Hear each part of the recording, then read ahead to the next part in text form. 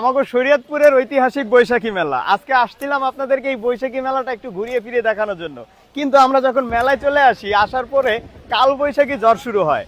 তো আজকে আপনাদেরকে কাল বৈশাখী ঝড় আর বৈশাখী মেলা একসাথে দেখাবো। আজকে আমরা চলে আসলাম শরীয়তপুর বিলাস খানের ঐতিহাসিক বৈশাখী মেলায়, যেখানে যুগের পর যুগ ধরে এই বৈশাখী মেলা হয়ে আসছে। এই বৈশাখী মেলায় আমাগো শরীয়তপুরের সব জায়গা থেকে মানুষ ঘুরতে আসে এবং অনেক দূর দূরান্ত থেকে ব্যবসা করার জন্য বিভিন্ন দোকানিরা দোকান নিয়ে এই মেলায় আসে। প্রতি বছরের নিয়মে এইবারও বৈশাখের প্রথম দিন থেকেই বৈশাখী মেলা শুরু হয়।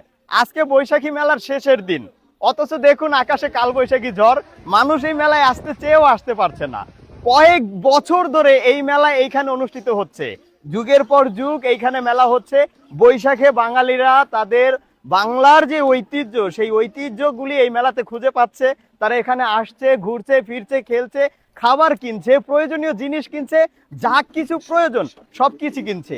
আমরা আজকে একটু দুপুরের দিকে মেলায় যাই, কেননা আজকে মেলার শেষের দিন, তাই মেলায় মানুষের চাপ একটু বেশি থাকবে। তাই আমরা একটু দুপুরের দিকে যাই, যাতে করে মানুষের চাপ একটু কম থাকে। আমরা যখন মেলায় যাই তখন হঠাৎ করেই আকাশে কালো মেঘ জমে বাতাস শুরু হয়। তা দেখে দোকানিরা দোকানগুলি বন্ধ করে দিচ্ছিল। বৈশাখী মেলায় আর কিছু থাক বা না থাক, মিষ্টির দোকান থাকবেই। চাচা, আপনি এই মেলায় কত বছর যাবত দোকানদারি করেন? আমি আজকে 40 বছর মনে করো এখানে। এই মেলায় প্রতি বছরই আসেন? হ্যাঁ, আমরা প্রতি বছরে আসি।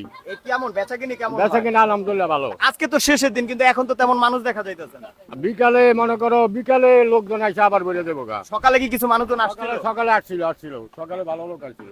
তো আপনারা শুনতে পেলেন যে এই চাচা এই মেলায় 40 বছর যাবত দোকানদারি করে। এইবার আপনারা একটু ভেবে নেন যে এই মেলাটা কত বছর যাবত এখানে অনুষ্ঠিত হয়। আমাদের জেনারেশনের জন্য ঐতিহ্যবাহী একটা জিনিস হচ্ছে এই ঘোড়া। আমাদের সময় আমরা যখন মেলায় আসতাম, তখন আমাদেরকে এই মাটির ঘোড়া আমাদেরকে কিনে দিতেই হতো।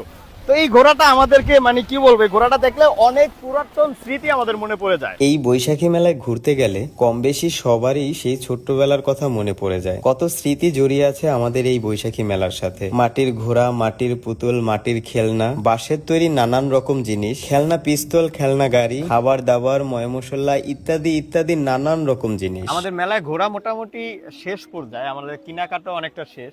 এখন আসলাম একটু খাওয়া দাওয়া করার জন্য, কিন্তু এখানে আসার পর একটু বৈশা বৈশা ভাবতেছি যে আকাশে যেই পরিমাণে মেঘ, যেভাবে বাতাস হচ্ছে, মানে আমরা দুইজন বাসা পর্যন্ত পৌঁছাইতে পারবো কিনা এইটা নিয়ে খুব বেশি টেনশন করতেছে। আজকের মতো ভিডিও এই পর্যন্তই। আসছিলাম আপনাদেরকে এই বৈশাখী মেলাটা একটু সুন্দর করে ঘুরিয়ে ফিরে দেখাবো, কিন্তু ব্যাপার হচ্ছে যে কাল বৈশাখী ঝড়ের কারণে দোকানপাট সবাই গুছাইয়া নিতেছে।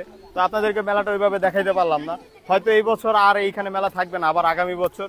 তো যদি আল্লাহ সুস্থ রাখে, বাঁচিয়ে রাখে, আগামী বছর আবার আপনাদেরকে এই কালীখোলার মেলা দেখাবো।